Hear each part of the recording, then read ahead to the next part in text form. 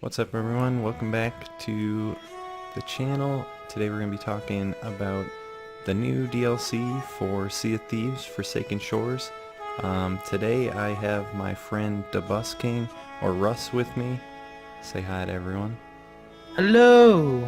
And we're just going to be talking about what we think about the game in like the first week or so since Forsaken Shores release.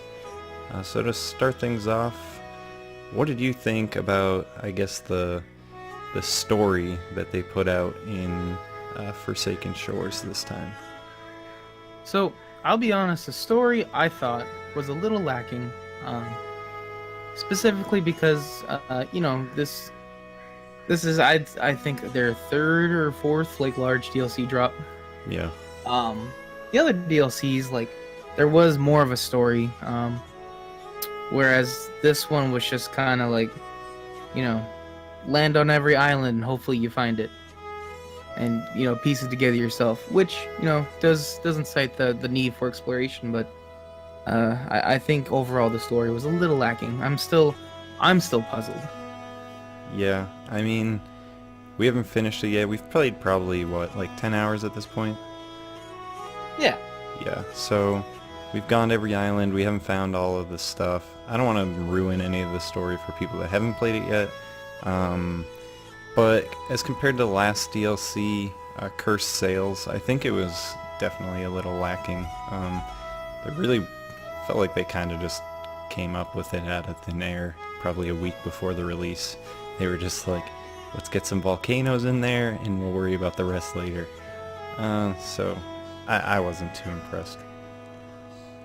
So with that said, volcanoes, let's talk a little bit about the environment. What do you think about just kind of everything, like the new islands, the new area, in terms of like the environment that they built with the new DLC? So, I think there are definitely pros and cons. Like, I really love the volcanoes. I love that you could just be sailing, and if you sail a little bit too close to an erupting volcano, you can get one shot. It adds a lot of difficulty, and like it's a pain, but I love that.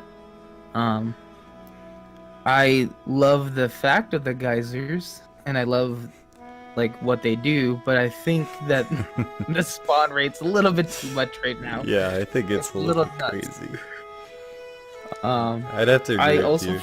yeah, I think that the volcanoes are really cool, but after a little while, it honestly just gets annoying. Like the first time, it was really fun, but when you just get one shot by a fucking lava rock, it's kind of annoying.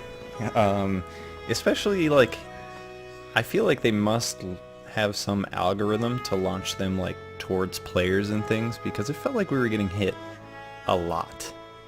oh yeah. If we were within range, we were guaranteed to be hit at least 3 or 4 times. Yeah, it was kind of insane.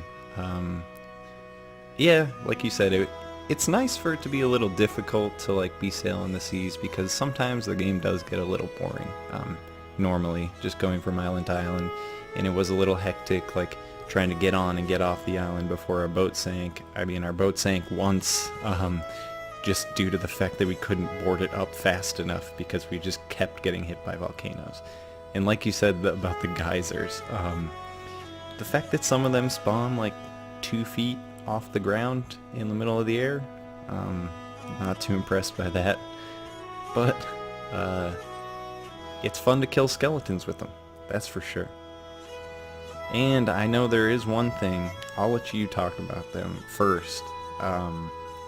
The rowboats, that was pretty cool. I really like the rowboat edition, but what do you think about them?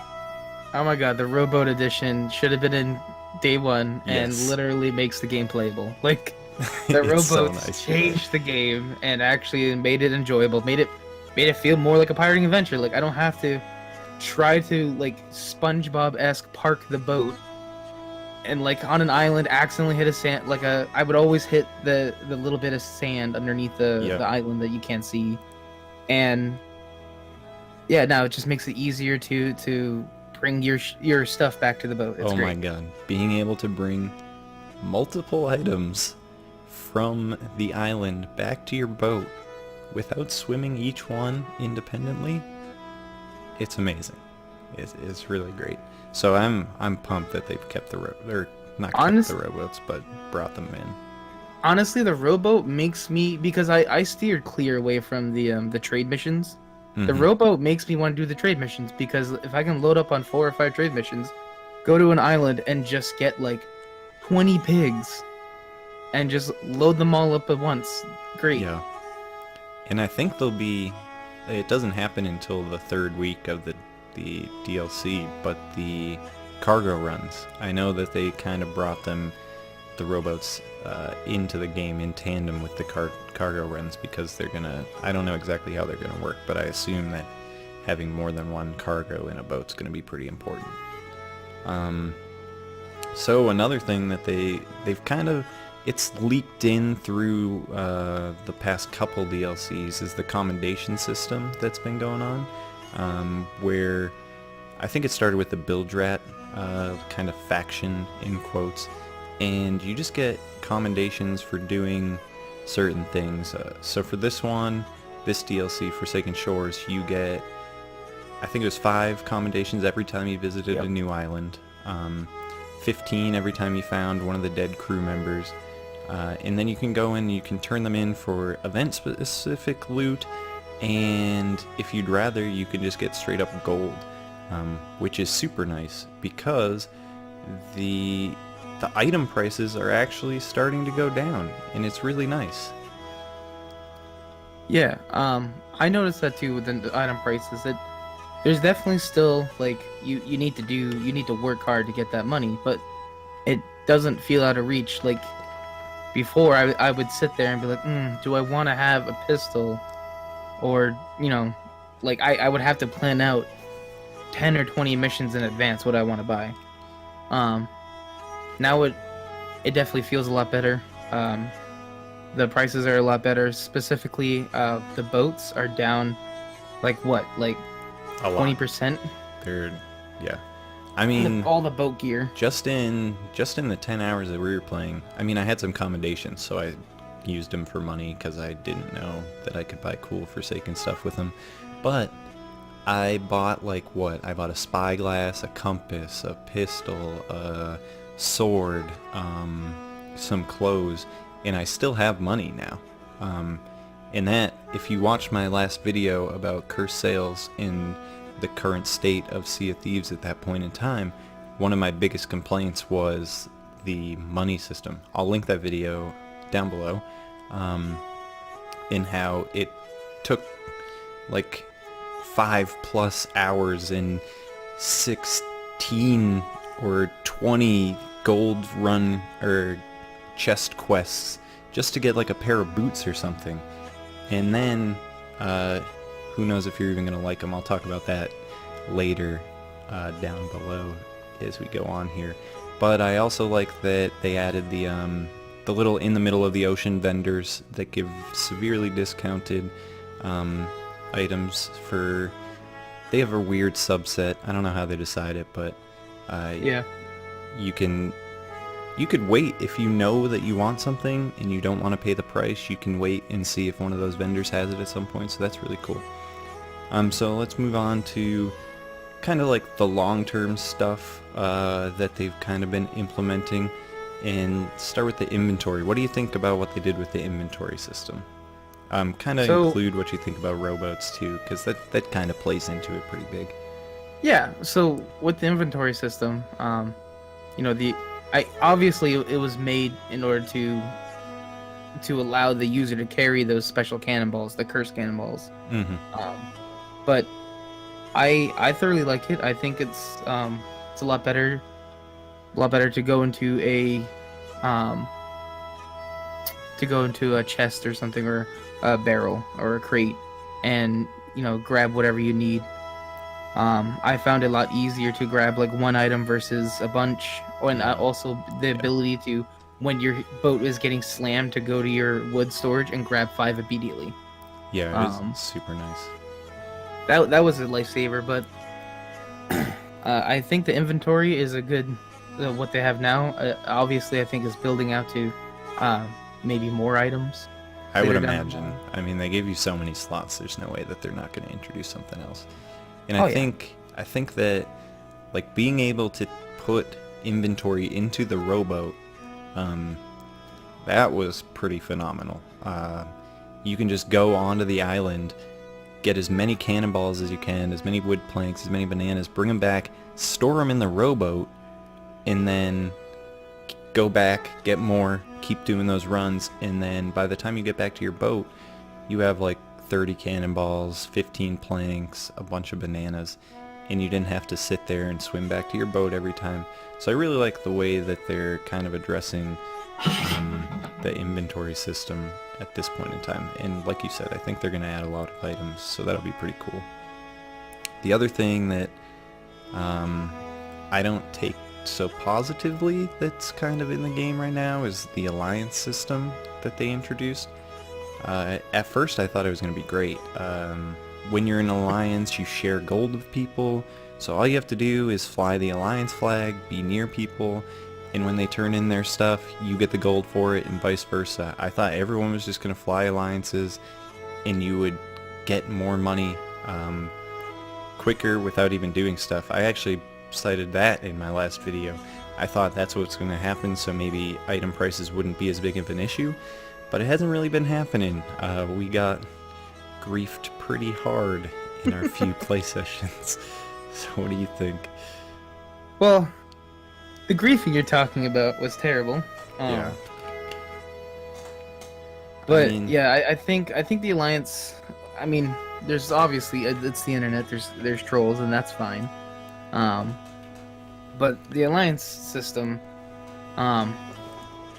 There's been a couple times where I've been like playing by myself, and I will join an alliance, and it's like, oh, it's hunky dory and it's cool, and it works out, except for when it seems like 90% of the time I get to like, oh, we're gonna go sell our plunder, and I bring my share, like everything that I've collected in my boat, up to the dock, and we're about to sell it, and then they just pop me in the face with a pistol, and then take my loot.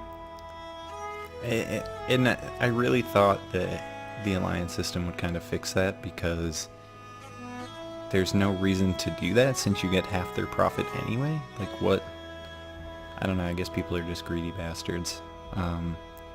So I don't know if they can work on the alliance system to kind of encourage more cooperation between players. Some people just want to fight, which is totally fine. And that kind of brings me into kind of the wrap up of the video. What do we want to see with Sea of Thieves coming in the future after Forsaken Shores is done, in the next couple of DLCs? And like I said right there, some people want to fight, some people just want to be friendly, go on quests, blah blah blah. So I think maybe having combat servers would be pretty cool.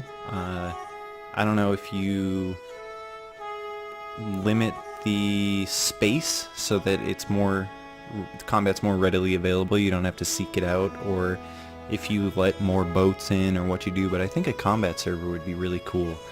People that just want to go in, do PvP. Maybe they could even release like PvP specific quests or rewards or something like that with the combat server, so that you get more incentive for going in and doing it, rather than just wussing out and going to the friendly servers. I mean, they can't eliminate all of the griefing from the quote-unquote friendly servers, if that were a thing. But what do you think about that idea? Well, it's funny you bring that up. I've thought of that myself as well. I've thought it like, well, first they would have to introduce more PvE creatures in order to make like the friendly servers more,